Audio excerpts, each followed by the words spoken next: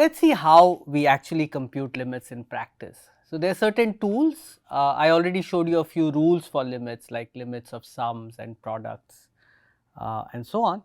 One of the most useful tools I feel is what is called the Sandwich Lemma.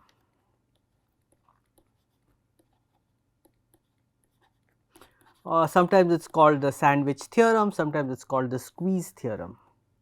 The idea is that you have two sequences which converge to the same limit, and if you can squeeze your sequence in between these two, then it will also converge to that same limit.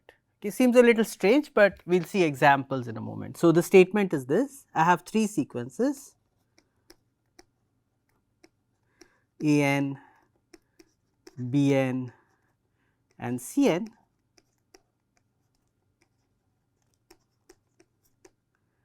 and we have Bn lies between An and Cn for all n. And suppose moreover that limit n tends to infinity of An is some real number, let us call it A, and that is the same as the limit of Cn.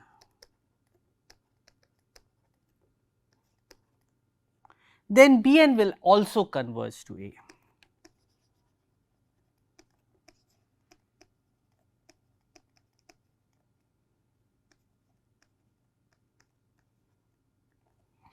The proof is quite straightforward using the definition of limit. Let us go over it just to also get some practice with how the definition of the limit of a sequence works. So, remember we have to say given any epsilon greater than 0,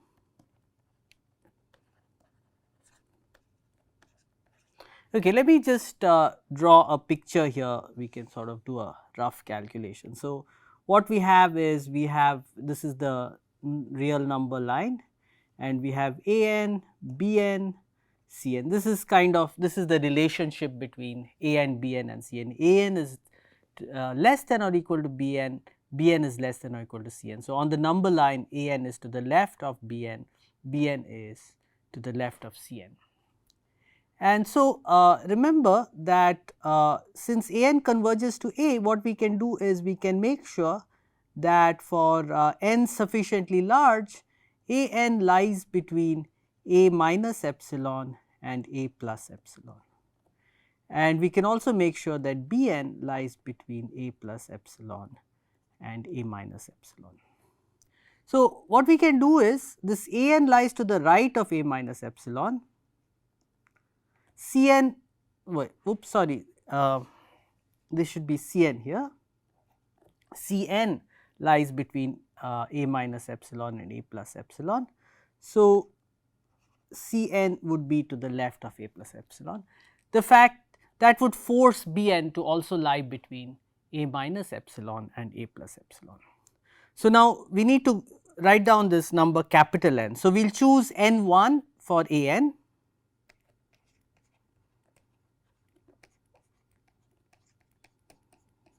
such that for all n greater than n,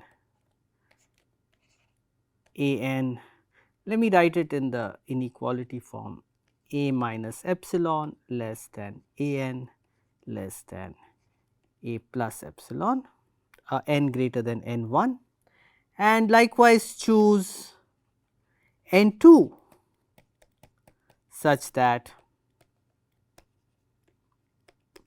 for all n greater than n2, A minus epsilon is less than Cn is less than A plus epsilon. So, we can do this because An converges to A and Cn converges to A. Now, let capital N be the larger of n1 and n2. So, I will just call it max n1 and n2. Then for n greater than capital N, we will have both these sets of inequalities 1 and 2 both hold. So, these imply that a minus epsilon, well that is less than a n, which is less than or equal to b n, which is less than or equal to c n, which is less than a plus epsilon, i.e. b n minus a is less than epsilon as required. And so, this is the proof of the assertion that if b n is squeezed between a n and c n and both a n and c n have the same limit, then b n is forced to have their common limit as its limit. Let us look at a couple of examples. So, here is a relatively simple example, but it is still not completely obvious what the limit of the sequence should be. Let us look at a n to be square root n minus well let us write it like this, square root n plus 1 minus square root n for all n in n. So, this difference, so what is the difference between the square root of a very large number and the square root of the number, well a very large number plus 1 and the square root of a number? Does that become small, or does it grow, or does it tend to some limit, does it go to 0, what happens? So, let us try to understand this. So, what do you do with this? Maybe one possible approach would be to try to multiply and divide by square root n plus 1 plus square root n. So, what we have is a n is equal to square root n plus 1 minus square root n, square root n plus 1 plus square root n divided by square root n plus 1 plus square root n. Now, this is an a minus b into a plus b form. So, it is a squared minus b squared, and that is really nice here, that is just n plus 1 minus n.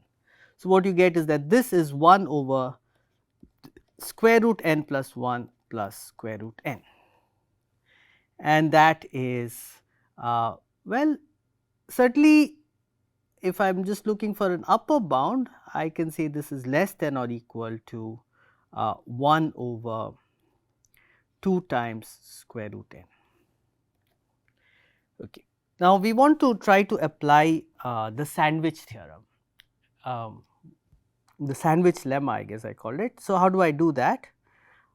So, what I will do is I will take this as my middle sequence. So, what I have is 1 over 2 root n is my upper bound, and I have a n, and the lower bound what can I do? Well, look at this 1 over 2 root n, this converges to 0. I will leave that as a small exercise for you, it is not very difficult to show that this converges to 0, and lower bound I can just take the, well we know for sure that square root of n plus 1 is at least as large as square root n. So, that means that a n is a sequence of non-negative terms, in fact of positive terms. So, we certainly have these inequalities. 0 is less than or equal to a n, which is less than or equal to 1 over 2 root n. Now, this 0 you can think of as a constant sequence, every term of the sequence is 0, and obviously a constant sequence converges to that constant value. If you want to think it through with the definitions, the epsilon capital N definition, please do so. It's a very nice and simple exercise application of the definition. So, what we have is, since limit n tends to infinity of 0 is 0 and limit n tends to infinity of 1 over 2 root n is 0, we must have limit n tends to infinity of a n is 0. And so, we have a somewhat interesting fact that for n very large, square root of n plus 1 minus square root of n goes to 0. Let us look at another interesting example of a limit which is not at all obvious. let us take a n to be n times sine of 1 over n. Okay, so, if n is very large, then sine 1 over n is quite small. So, remember how the sine of an angle is defined. So, the angle is to be taken in radians. In this course, we will always be taking angles in radians, as you will see that is the most natural thing. And when you take angles in radians, the definition of sine is also very natural. Let me just formulate it in a certain way that will be very useful for us. So, you start with a point O, which we will think of as the origin, draw a horizontal line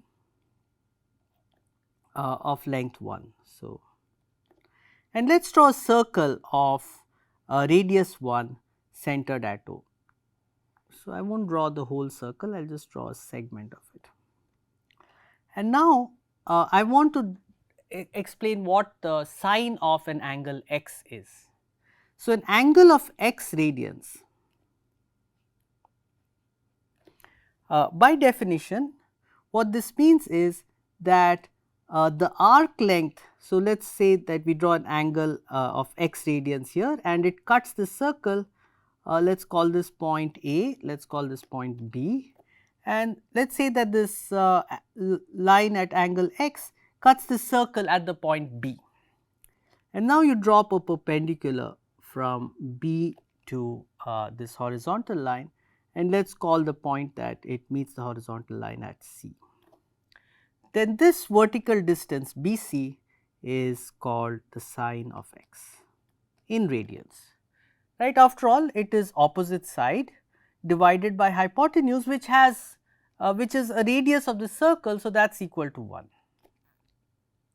So, sine of x is this, the length of this arc is x, and now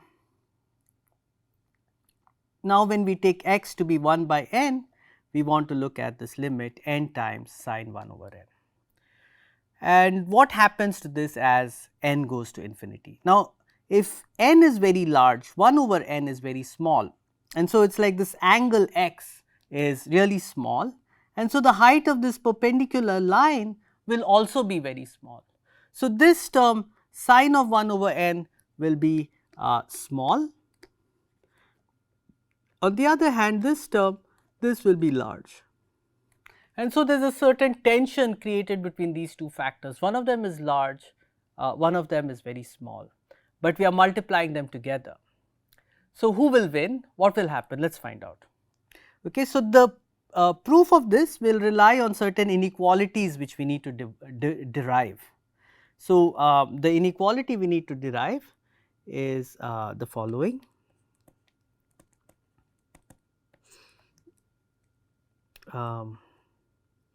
Cos of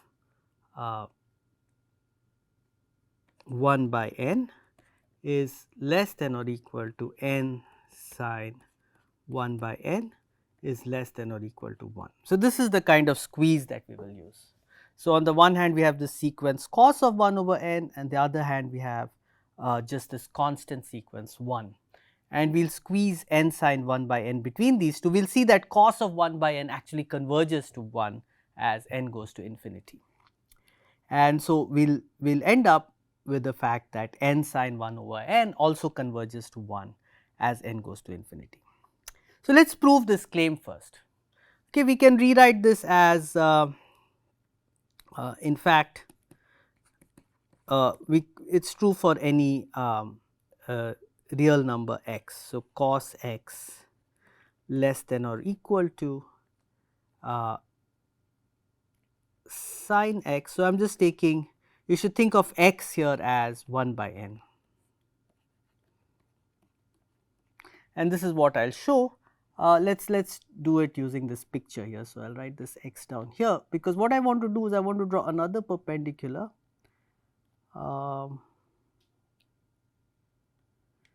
and let us call this point D. So, now we have 3 regions. We have triangle OAB. So, I have not drawn this side AB because it is very close to this arc AB, but maybe I will draw it in a different color. So, we have this arc AB, this line AB, which is a chord of the triangle. So, we have triangle OAB, then we have the sector of the circle, which is OAB, the slice of pizza between OA and OB, right. And then we have a larger triangle OAD. Now, this triangle OAB is entirely contained inside the sector OAB, and that is contained entirely inside this larger triangle OAD. And so, what we have is that the area of triangle OAB is less than or equal to the area of the sector OAB, which is less than or equal to the area of the triangle OAD. Now, let us figure out what each of these areas is. So, for the area of a triangle, we can just use the formula that it is half base into altitude. So, this one is half. The base of the triangle OAB is OA. So, that is 1, and the altitude is sin x. So, we get half sin x. Now, what is the area of the sector OAB? So, remember the area of the full circle is pi into the radius squared. The radius here is just 1. So, the area of this whole circle is pi, and what proportion of the circle do I have here? So, the full circle is 2 pi, and here I have an angle of x. So, it is x over 2 pi into pi, right. And lastly, I have this triangle OAD. So, now I need to figure out what is this side AD, because the area of this triangle will be half of AD. The base is still 1, the altitude is AD. So, what is AD? Well, if you think about it for a moment, you will realize that AD is just tan of x, because the base of the triangle OAD is 1, the angle is x, the opposite side is AD, and the adjacent side is OA. So, AD by OA is tan of x, but OA is 1, so AD is tan of x. So, this is less than or equal to half tan of x, which I can write as sin of x by cosine of x. And now, these halves can all be cancelled out. This pi here cancels out with this pi. Let me remove all these halves, and what I get is sin x is less than or equal to x, and x is less than or equal to sin x by cosine x. So, these are the two inequalities. Now, if I divide this by x, well, now there is a slight issue here. I am assuming throughout that x is a small positive angle, but if I assume that, then I get sin x by x is less than or equal to 1. And if I look at this thing and I multiply by cosine x and divide by x, then I will get cosine x is less than or equal to sin x by x. So, this we have worked out, at least in the case where x is positive. So, I leave you to think about what happens if x is negative. So, then you would have to draw this triangle below the x axis, right, and the sin x would actually be negative in that case. It is not the actual physical height of this segment, this triangle. What it is the y coordinate of the point B, if you think of this drawn in the Cartesian plane. So, you should think about that a bit, but the essence of the proof is here. And so, what we have shown is this inequality that the cosine of x is less than or equal to sine x by x, which is less than or equal to 1. We have shown it only for x greater than 0, but it is also true for x less than 0. So, what we have done now is we have proved this claim that cosine of 1 over n is less than or equal to n sine 1 over n, which is less than or equal to 1. Just put x equals 1 by n in this inequality over here.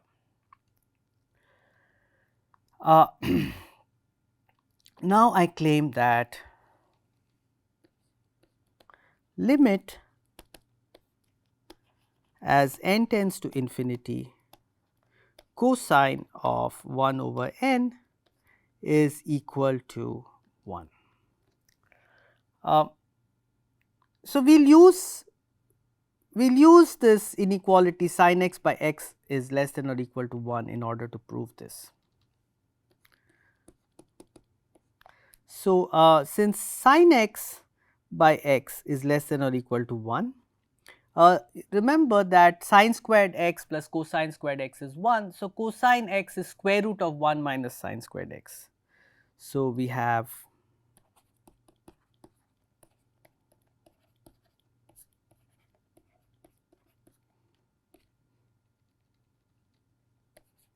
square root of 1 minus cosine squared x is less than or equal to x. Taking squares, again now I am assuming that x is non-negative. You will have to worry about the case where x is negative separately. We get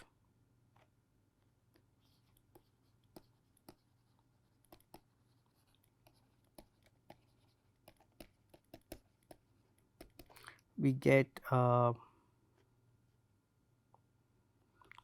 minus cosine squared x is less than or equal to x squared, which is the same as saying that cosine squared x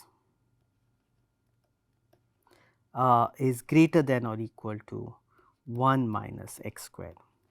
And we know that the absolute value of cosine of x, that cosine x always lies between plus 1 and minus 1.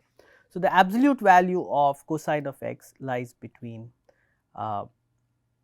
is always less than or equal to 1. So, this gives us another nice sandwich, and it is square root of 1 minus 1 over n squared less than or equal to cosine of 1 over n, which is less than or equal to 1. Actually, I do not know why I keep babbling about x being positive and negative, because anyway I am taking x to be 1 over n, which is positive. So, we do not really need to worry about the negative case here. So, certainly this inequality is true for x, these inequalities are true for x positive. And now, what you need to do is you need to show that limit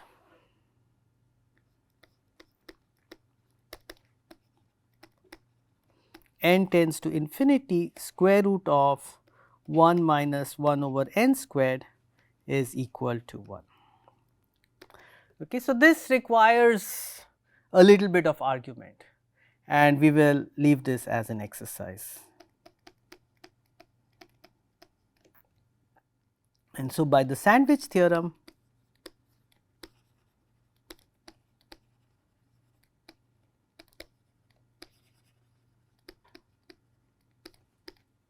limit n tends to infinity cosine of 1 by n is equal to 1. Now, let us go back to the first sandwich that we had created. The first sandwich that we had created was cosine 1 over n is less than or equal to n sine 1 over n less than or equal to 1. So, now this sandwich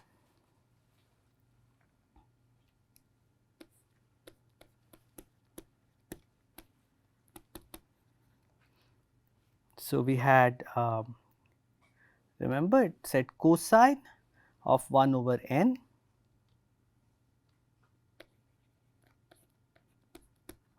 less than or equal to n sine 1 over n less than or equal to 1. Applying the sandwich theorem, this converges to 1, this is of course constant 1. So, n sine 1 over n goes to 1.